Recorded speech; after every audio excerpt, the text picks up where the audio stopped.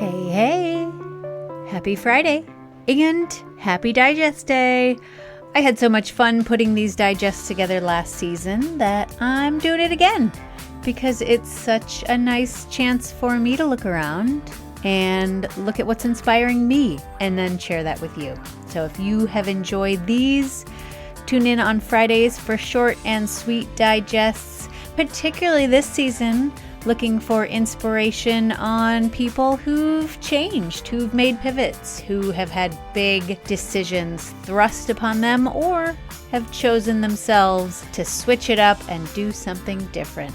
Hoping you'll follow along and be inspired as well every Friday. Hey, hey, happy Friday. I am going to keep this one short and sweet because last week I know I went over 10 minutes and my point in doing these is to keep them bite-sized so that you can take something very small, very sweet into your weekend that hopefully inspires you. Two things that I have been inspired by recently, two very different things. One is, I will say that last Friday I was feeling very tired. But we were having some friends over for dinner, and I was so grateful that instead of having to think about planning a dinner, making a big hoopla of a dinner party, that my friend said, we made some pulled chicken last night for dinner, and we have too much. We have leftovers. Can I just bring that, and we'll throw some pizzas in for the kids? I was like, yes, thank you. And we had the nicest dinner of their leftover pulled chicken and tacos and guacamole and whatever else was left from their dinner the night before, and pizza for the kids. And it was so easy. And I say this only to maybe share a little bit of inspiration to say, who cares about organizing fancy things with fancy napkins and fancy plates? Just pull your friends in for the leftovers. If that hadn't crossed your mind that it's okay to do that, consider this permission to clean out the fridge with friends. Okay, that seems like a very random aside, but if that inspires one person to do that and to make the whole art of dinner parties less intimidating and less likely to happen, then do it with leftovers. The other thing I want to say is I was at my kids' parent-teacher conference last night, and I was waiting in the hallway for our turn. I noticed that their English language arts teacher had given them the assignment of completing a Where I'm From poem. I don't know if listeners are familiar with this, but this woman, George Ella Lyon, who was the poet laureate of Kentucky, I think back in 2015, 2016, she wrote a poem, Where I'm From, and it was based on her response to a poem that another friend had written of hers. And this poem got so much traction for the prompt that it became. And so now there are classrooms and writing circles and writers all over the world using this prompt as their start to their own Where I'm From poem. And our teacher had the kids in 7th and 8th grade do this poem, and it was so cool to read some of their responses and to see how 12, 13, 14-year-olds view themselves and what it means to describe at that age where we're from. So I just want to read her poem real quick. Where I'm From. Again, George Ella Lyon. I am from clothespins, from Clorox and carbon tetrachloride. I am from the dirt under the back porch, black, glistening, it tasted like beets. I am from the forsythia bush, the Dutch elm, whose long-gone limbs I remember as if they were my own.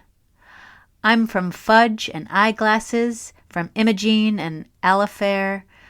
I'm from the know-it-alls and the pass-it-ons, from the perk up and pipe down. I'm from He restoreth my soul with a cotton ball lamb and 10 verses I can say myself. I'm from Artemis and Billy's branch, fried corn and strong coffee, from the finger my grandfather lost to the auger, the eye my father shut to keep his sight. Under my bed was a dress box spilling old pictures, a sift of lost faces to drift beneath my dreams. I am from those moments, snapped before I budded, leaf fall from the family tree. And so I'm just envisioning that the teacher shared this poem and then said, now where are you from? The beauty of this poem is that it can be anything. I am from fudge and eyeglasses and strong coffee and fried corn, right? All these images that you get when you say, or when you ask yourself, where am I from?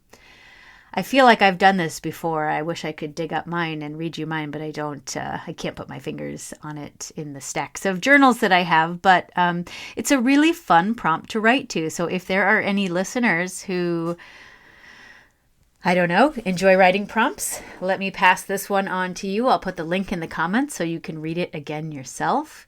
But I just think in this crazy time that we're living in, and in these times when so many of us are fighting for what we believe to be right and true and important, I think knowing where we come from and why it's so important to us is really important. And so if you have a minute, even if you're listening to this on a walk or in your car, and you can think about, what would I say? Where am I from? And why is that important to me? And why is that worth standing up for and fighting for? And in these times when so much is being dismantled, including, it feels like, our education system, I just want to give a huge shout out to the teachers who spend so much time with our children, who give so much of themselves to our children, and who impart such important and creative lessons. I'm going to give something away here, which I don't normally do, but it feels like I've been doing that the last few Fridays. But I just got off an interview with a guest later in the season who many of you will know because she's been on the show before and because she is just a Milwaukee gem, but Dasha Kelly Hamilton. And she and I were talking about how artists and creatives are going to save us because they give us the gift and the permission to use our imaginations.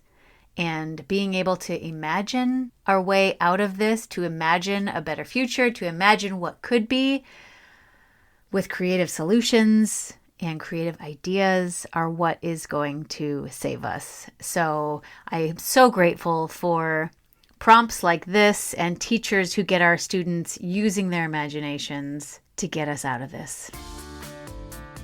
Speaking of getting us out of this, there is an election on April 1st. Are you registered? Have you voted? Do you have a plan to vote? Because if you do not, you must. If you live in Wisconsin, this vote is pivotal, not only to our state, but to our country. Let us not let this election be bought by the powers that seem to be right now, but let us use our collective voice as citizens, as Wisconsinites, and show them what's important. So please vote with your feet down at your voting station on April 1st if you haven't already gotten your absentee ballot or voted early. All right, I'll be back next Wednesday. Another incredible Milwaukee woman. Until then, Milwaukee, keep on dreaming.